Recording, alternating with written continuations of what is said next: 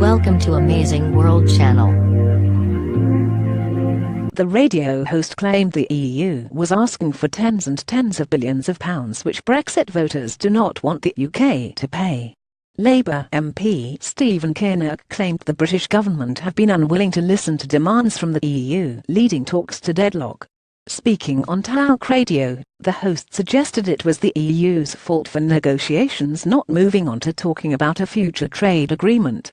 Mr. Kinnock said, "I don't think there has ever been any doubt that the EU wants to have a trade deal with the UK. The big debate has been on the sequencing of the talks."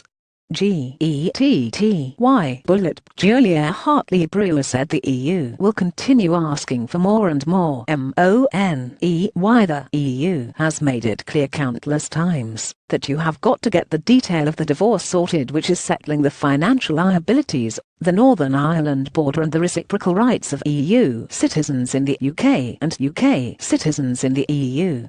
Once we get that sorted, I think they have always been ready to talk about the future trade arrangements. For some reason, the British government have not been able or willing to listen to that message from the EU.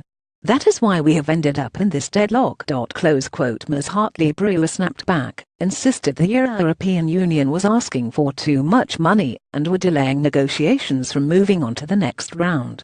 That's not what the EU are asking for, is it? They are asking us to pay tens and tens of billions of pounds. Julia Hartley-Brewer, she said, you say unwilling to listen to that message. They have been discussing it for months now, those three key issues. It is quite clear that you cannot decide at all what the future of the Irish border is until you know what the trade situation is, because it has a massive effect on what will be happening at the Irish border.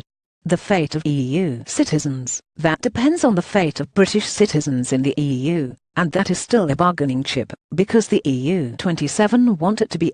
In terms of how much we pay, look, we have already said we will pay up what we are legally due and have to pay, but that's not what the EU are asking for, is it? They are asking us to pay tens and tens of billions of pounds, simply for the privilege of doing trade with them. I, for one, as a British voter, as a Brexiteer, am not willing to do so. September 13, 2017. Speaking after the fifth round of Brexit negotiations, EU negotiator Mr. Barnier insisted there was will on the European side to agree a deal with Britain, but said talks were in deadlock. He said, "I think there is a real will on the European Union's side to build a strong and lasting relationship of cooperation with the UK. And the present government of the United Kingdom has chosen to implement the exit of the UK from the European Union, but also the exit from the single market and the customs union. So, when the time comes, we will talk about a free trade agreement, and we will be ready to do that, whilst respecting the full integrity of the single market and the European Union's decision-making autonomy there. Slowly but surely, over the next few weeks, I will explore ways of getting out of this deadlock we find ourselves in on the financial issues, with a view to making sufficient progress by the next European Council.